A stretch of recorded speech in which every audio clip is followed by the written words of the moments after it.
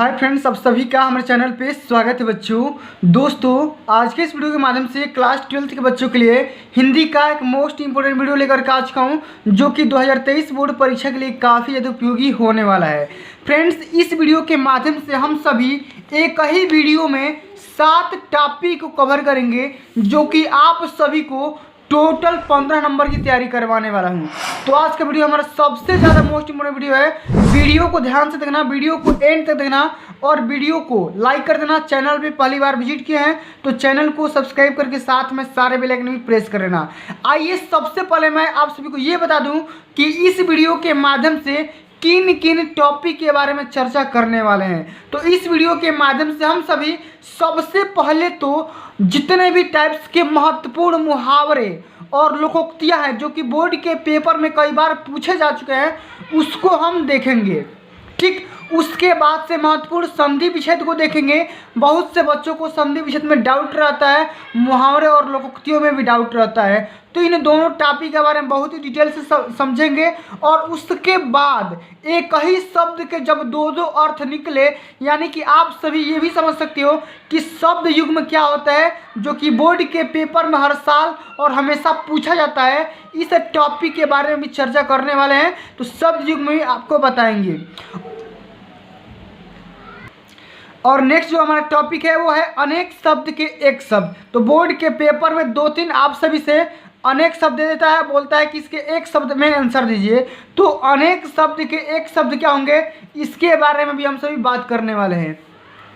उसके बाद से वाक्य संशोधन, वाक्य को उल्टा पुल्टा करके देगा, यानी गलती वाक्य देगा, उसको क्या करना है, सही यानी करेक्ट वाक्य बनाना है। तो ये भी आप सभी को बताएंगे इसी वीडियो के माध्यम से। उसके बाद शब्द अर्थ क्या होता है, इसके बारे में समझाएंगे।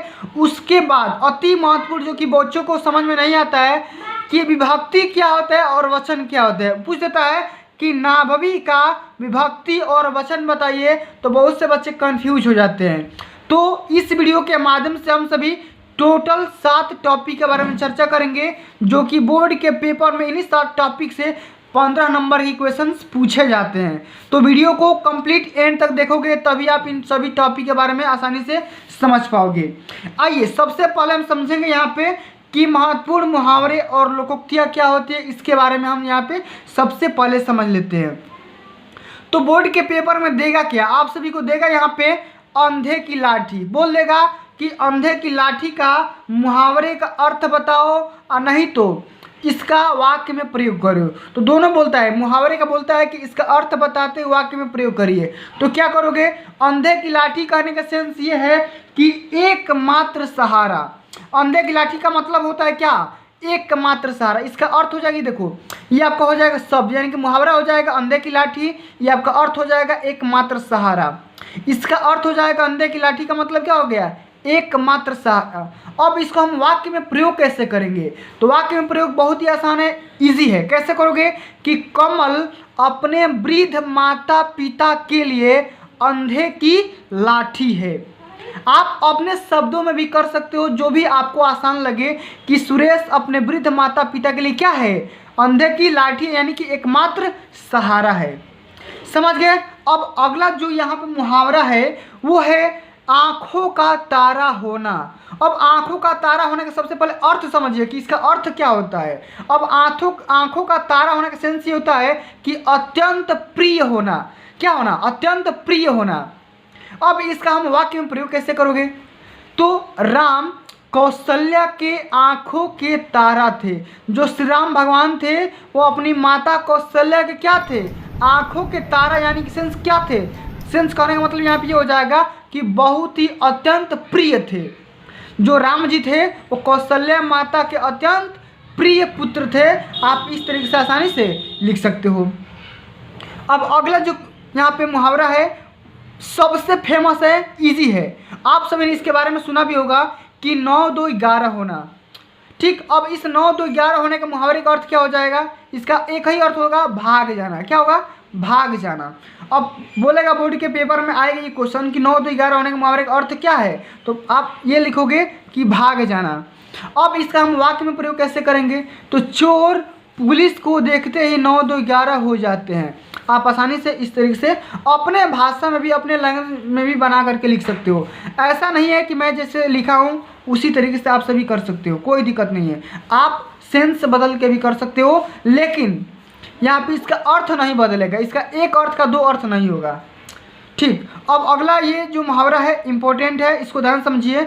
दूध का दूध और पानी का पानी करना। अब इसका मुहावरे का अर्थ ये होगा कि ठीक ठीक न्याय करना। क्या? ठीक न्याय करना।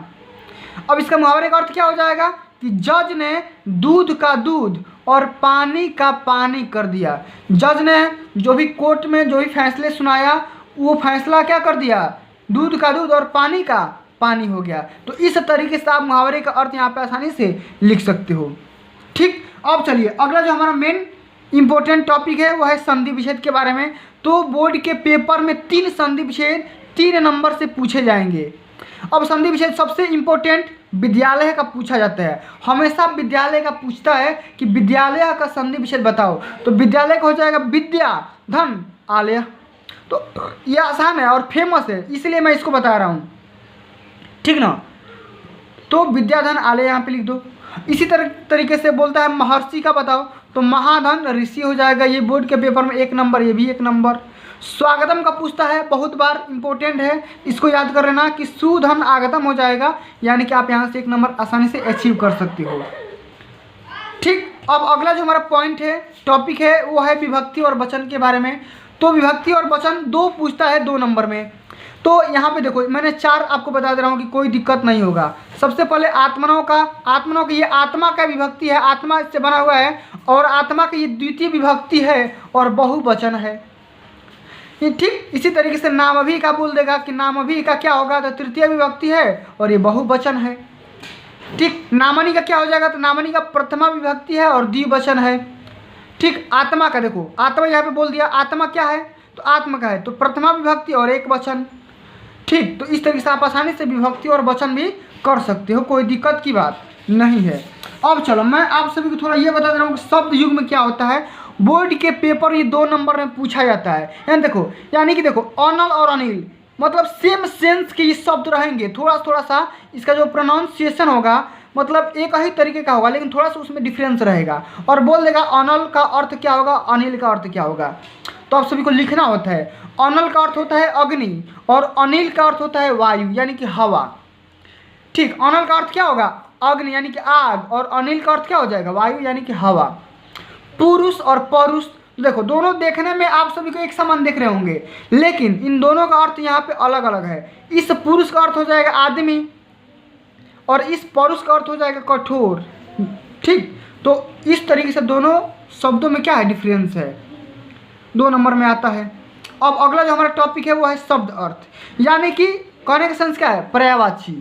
तो बोर्ड के पेपर में पर्यायवाची बोलता है शब्द अर्थ लिखने के लिए। तो देखो एक शब्द के 2 अर्थ लिखना है, तो कैसे लिखोगे, कौना क्या बोल देगा, कौना का भाई अर्थ बताओ, 2 अर्थ लिखो। तो एक कौना का अर्थ हो जाएगा सोना और दूसरा कौना का अर्थ हो जाएगा धतूरा।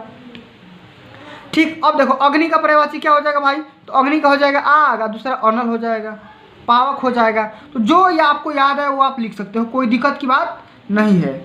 अब अगला जो हमारा टॉपिक है वो है अनेक शब्दों के लिए एक शब्द, यानी कि बोर्ड के पेपर में आप सभी से 2 अनेक शब्द देगा और बोलेगा ये दोनों अनेक शब्दों के एक शब्द बताओ। तो कैसे करोगे, जैसे मान लो यहाँ पे बोला गया है कि जिसे जाना न जा सके, मतलब जिसे हम जान नहीं सकते हैं उसे हम क्या बोलते हैं, अज्ञात। क्या बोलेंगे, एक शब्द में इसे हम क्या बोलेंगे, अज्ञात बोलेंगे। क्या बोलेंगे, अज्ञात बोलेंगे। इसी तरीके से दूसरा हमने यहाँ पे शब्द लिया है, वाक्य लिया है, जिसके समान दूसरा न हो, जिसके समान दूसरा न हो तो उसे हम क्या बोलेंगे, असमान। क्या बोलेंगे, असमान बोलेंगे। ठीक, अब मेरे को एक आप कमेंट बॉक्स में कमेंट करके बताओ कि जिस पुरुष की स्त्री मर गई है, आप मेरे को एक ये बताओ जिस पुरुष की स्त्री मर गई है।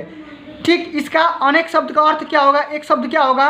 और एक मेरे को ये बताओ कि जिस स्त्री का पुरुष छोड़ दिया है, मतलब होता है ना डिवोर्स, तो डिवोर्स के अंतर्गत अगर किसी भी स्त्री को अगर पुरुष छोड़ देगा तो उसको हम एक शब्द में क्या बोलेंगे, ये भी हमको कमेंट बॉक्स में छाप करके बताना। अब अगला जो हमारा अंतिम टॉपिक है वाक्य संशोधन। तो बोर्ड के पेपर में ये भी क्वेश्चन पूछा जाता है कि वाक्य का संशोधन करिए।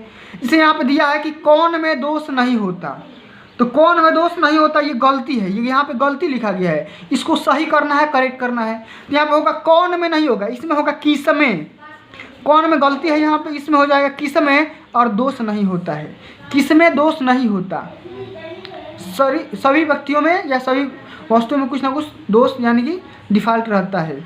अगला यहाँ पे सेंटेंस है कि मेरे को अभी जाना है, और मेरे को अभी जाना है ये क्या है, गलती लिखा गया है, इसको सही बनाना है। क्या हो जाएगा इसका सही, मुझे अभी जाना है, मेरे को नहीं होगा, और मेरे को यहाँ पे गलती लिखा है, इस मेरे को के जगह पे क्या हो जाएगा, मुझे हो जाएगा, मुझे अभी जाना है।